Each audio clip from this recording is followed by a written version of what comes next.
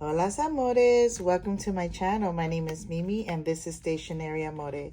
If this is your first time here, welcome. And if you are returning, thank you so much for your support. Today's video, we will be talking about a little update of what I've been doing in my planner systems. I am currently using 3 planners for different purposes, and I added one, took away one. I think if you already watched my video prior, you already know which one that was. But let's go ahead and talk about it. And then also, I will share my thoughts of the new 2025 planners that are coming out and my thought on that and what I have my eye on, and let's talk about all the things. So let's start with my actual catch-all planner, which is this one right here. This is Sterling Inks TN, and this is the full year one. I've been really loving this TN like you wouldn't believe. It's a chunker. As you can tell, I only have a few more journal pages in the back, but I've been loving this size, and I think I definitely will go ahead and get another N1 planner. This is the horizontal, and I have it in this lovely undyed leather from the same company that I've kind of been bragging about, WHPDesigns Design. I'll leave the link down the description, but this is another beautiful leather from his website. It has pockets, but you know, he does a variety of covers, styles, and colors. So you might want to check him out for this upcoming 2025 planner year. So let me just wiggle it out. This is supposed to be, obviously it can host different inserts as well. But love this leather. It's very buttery smooth, and I'm just can't wait to see how it patinas. But anyways, so let me just zoom in a little bit here. So this is the N1H1 full year common planner, and like I said, I've just been loving this thing. Just a quick little flip through. I'm not gonna go, you know, to each page, but honestly, this is how much I have left for the year. Let me see. So we are currently in August. So this is about how much I have left for the year. And then for the journal, as you can already tell, this is how much I have left for the journal. So this is her August vinyl that I cut down to size and put the August. I've been doing that for all of her vinyls. I've just been cutting it down to size from her subscription. So this is her July. This is her June. It's really is pretty. This is her June, and I think it goes all the way to December, or maybe I just started in January. No, I started in January. So that's how I've been dividing the months in my journal, and I really don't have that much left for it. So I'm excited to complete this. This will be my first ever, well, not for first ever, but like in this size, because usually my catch-all planners would be the Hobonichi weeks, but this is my first kind of large size planner that I've completed or about to complete, and I am just looking forward to her new N1 in the, I'm interested in the vertical, and the reason why, and I'm surprised that I would say that, the reason why I'm checking into her vertical, even though like in the beginning of the year I wasn't a fan of the vertical layout, is because of this beauty here, Hobonichi A5. I've been loving this thing. I did fall off a little bit like last month or so because of school vacation. So, you know, being a mom takes a lot of time for, you know, when the kids are home from vacation. But this is my Hobonichi A5. And this is a clear cover that I purchased a while back. Isn't it so pretty? And another vinyl from Sterling Ink that I've covered, that I used to cover the inside. And what I have left for the Hobonichi, it's this much. This is how much I have left for the year. And then for the rest of the year is this. So here's the issue that I've been having. So I'm loving the layout here. I've been loving the vertical layout. I thought I wasn't going to be a fan. If I'm completely honest, this is the first time that I've been successful in a Hobonichi A5 size, and I've just been loving this layout because I can decorate, I can write little scripts here, whereas in the horizontal there's not much that I can write, so I just jot down little appointments here, and then I'll highlight what's the highlight of that week. But I find myself also kind of writing more the highlight of the day. So I've been really enjoying that. And it also helps me like to elaborate in the back, even though we're going to talk about this part. But yeah, so I've been loving the vertical layout and how to decorate it, and I've been kind of vibing with that one, with this layout. And then also I've been appreciating the time slots, where I can separate. I know it's a little ink explosion there, but I can separate appointments and then just write over it, or so I just love to decorate it in different colors. This is the week that I was in Florida, so I wrote a highlight of that day. And I just love the way it looks, like just opening up this page, the color, the script, the stickers. It's just very pleasing to the eye.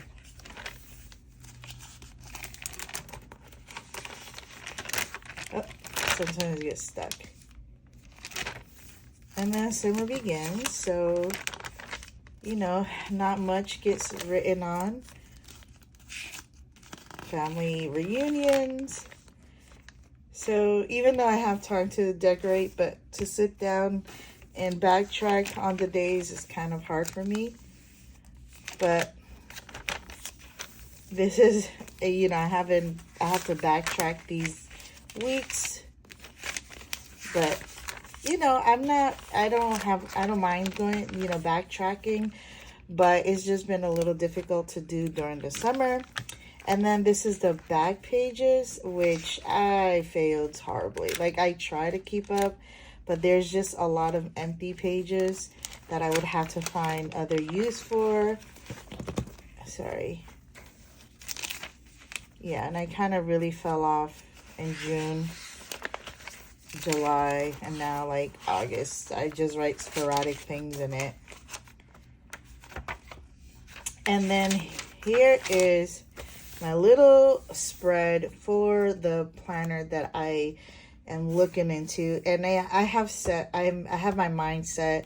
I am going with the Sterling Ink planner. And here's why. I did a little pros and cons, or things that I liked of the Hobonichi versus the Sterling Ink. I did a little, a little brain dump to see what I like about the Hobonichi, what I didn't like.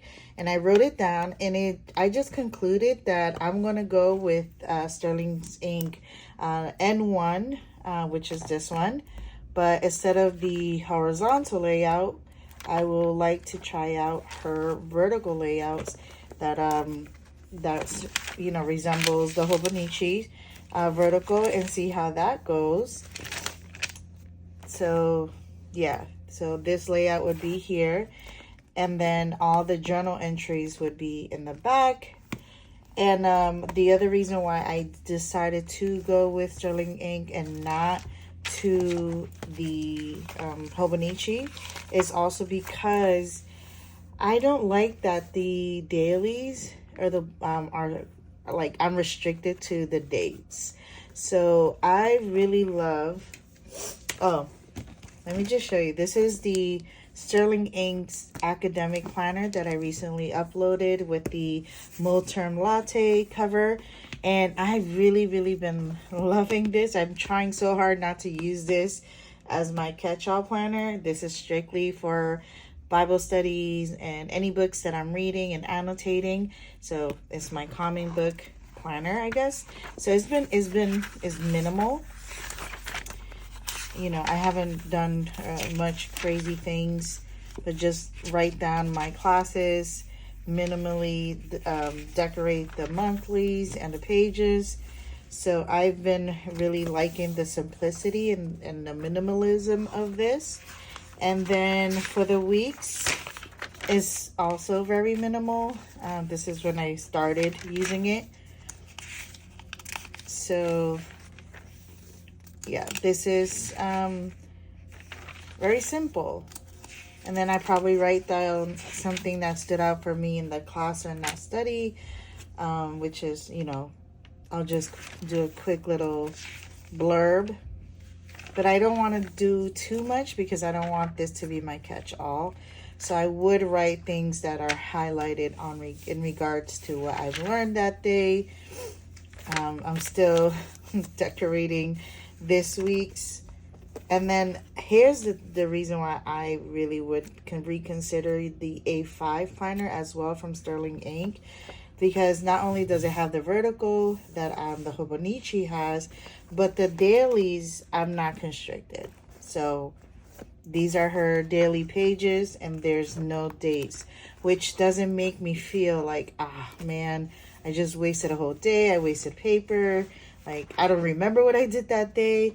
Like, this is a I had to use this page, even though the video came out on the 9th, I kind of used this page to kind of continue with my brain dump because I didn't want to use it for the next day, which is I have to write it was a date with my husband. We went to a lovely museum for his birthday and a picnic. So I definitely want to talk about that in this page, and that's the reason why I had to spill over the day before.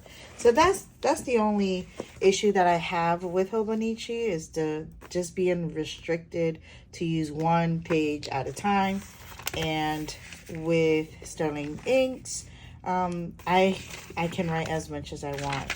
So this is her August, but let's start. So I started using this academic planner in July, and I've just been annotating from the book that I've been reading. And I just love, again, if it was Hobonichi, I couldn't have spilled over because it would have been the next day. So I just like the freedom and the liberty that I have with the Sterling Inks undated dailies. I can write as much or as little as I would like without feeling bad of wasting a page or not writing anything or hustling to find what I did so I can backtrack. So I really love the freedom of just writing as much as I would like. So just annotating and doing simple decorations. And I really like that. So I'm torn in between the size that I want to get for 2025. I really do like this A5. This is an A5 academic planner. you know, the bigger the page, the more I can write. But it's not as travel friendly, and that's the reason why I'm torn between getting the A5 or the N1. And then there is another size that I am looking forward to, but it might be a little too small. It's the weekly size, like the same size as the Hobonichi weeks. I'm not sure if I want to get that one because it's just a lot smaller. So just doing a process of elimination, because I don't want to do what we all did last year. We bought a whole bunch of planners that we're not even using right now, and I really cannot afford to waste any more money just because I want to try out different sizes. I kind of want to stick to my guns and use the size that I know that I gravitate to, that I like. And I really was planning to get a Hobonichi for 2025, but just seeing the failure of using the dailies on not in a consistent basis, and like feeling the pressure to like go back to fill these pages up, I don't like the anxiety that I have with that. And you know, planners are not supposed to cause me anxiety, but it's supposed to draw me in and make me feel like, oh, I can't wait to use it, and I can't wait to write, you know, 3 or 4 or 5 pages about that day. So I'm definitely torn between these two sizes. I'm not sure if I'm going to, you know, I don't need more than 2 planners, like I said in my last video.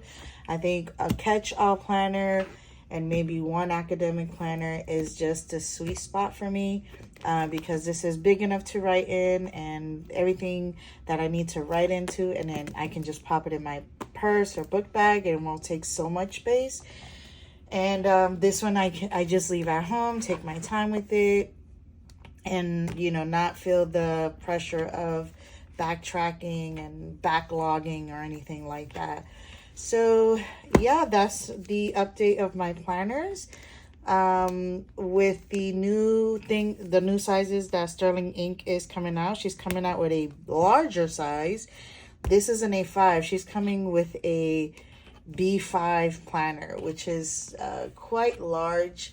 I think if anything, I might have something similar to that size, and it would be, yeah, it looks like, let me just zoom out a little bit. So give or take, this is the size, maybe not as wide, but I think just right here would be like a B5 planner compared to the A5. And a lot of people are really, really excited about that. And I never knew that a B5 was a popular size, but, you know, kudos to them, because I think just trying to fill up that page would just frighten me. But I am curious to see how people will use a B5 planner, not a journal, but a planner. And she does have the notebooks, but she did come out with a horizontal layout for the B5, as well as pockets and passport and a B6 Slim. So those are very popular sizes in the planner community. But I'm going to stick to my gun. I'm going to stay with my A5 and my standard traveler size notebook, you know, full year calendar, and be a happy camper with these two. I just want to, again, stay true to what I know works for me. And I'm not, I can't, you know, just throw away money just because I'm curious about different planners.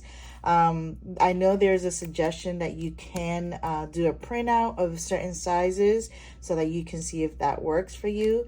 There's tons of resources out there that is free to download, and you know, they'll give you a couple of sheets of pages of the planner, and to see if that's what you like. So I may try that, but yeah, this is just a little update of my planner. Let me know what planner company or planners you're deciding for 2025. I still want to try to stay faithful to my goal of not consuming or over consuming planners, but just stick to what I know. And also, I am planning a honeymoon cruise, so I need to save up for that as well. So anyways, let me know what you think in the comments down below. Please like and subscribe, and I will see you next time. Bye-bye.